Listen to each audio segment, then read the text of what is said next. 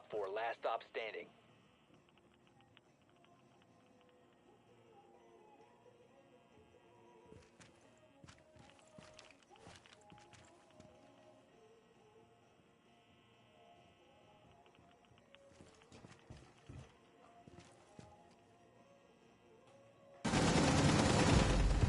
Op 4 eliminated. Mission successful.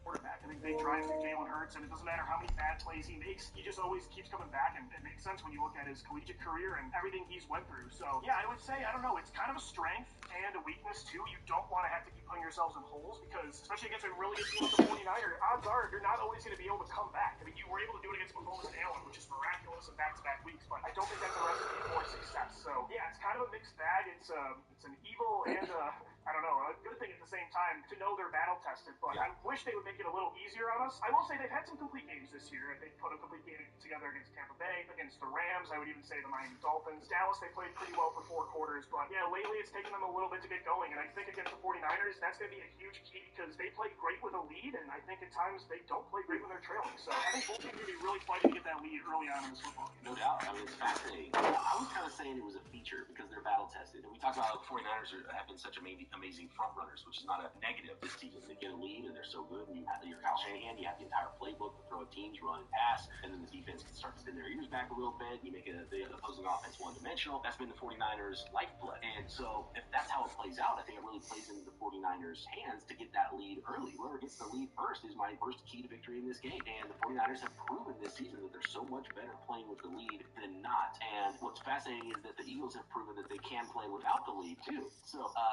if I had to guess how things are going to go, the 49ers go up early, but the Eagles are the one team that the 49ers have faced this year. They might be able to come back from that deficit as well. So I kind of hope that's how it goes because that'll make for an awesome football game on Sunday. I agree. I think another key to victory, too, is just whoever wins in the trenches, right? I think it's a cliche thing to say in football, and it sounds obvious, but again, if you look at how good both defensive lines are, the fronts for the Eagles and the 49ers, they're going to have their work cut out for them. And I think that was a key. You look at, of course, the obvious reason the Eagles won that game in the NFC title was because the 49ers had both quarterbacks taken out. But why were they taken out? The Eagles' defensive line was able to hit home. Why was the Eagles' offense able? Because they ran the football very well behind that offensive line with Miles Sanders. I think that offensive line got the best of an elite front four for San Francisco. So, yes, it sounds obvious, but these two best teams in the league, they've been two of the most consistent teams in the NFL over the last, 6 to 7 years, in large part because their trench play has been so consistent. And that's why both teams really haven't had just one star quarterback throughout those years, and they've still been able to contend. I don't think that's a coincidence. The trenches have been that good throughout that time. Yeah, it's amazing. They've both been, NFC championship games with different quarterbacks. That doesn't happen very often in the NFL, so we're almost very rarely. taking for These granted. teams have both done it. Yeah, I agree. I have one more key to victory here, and it's the good Lord above. It's the weather. Brock Purdy did not look like he threw the ball well against Cleveland in the rain a few weeks ago. It was the first loss in their 3-game losing streak, and ball was kind of flying out and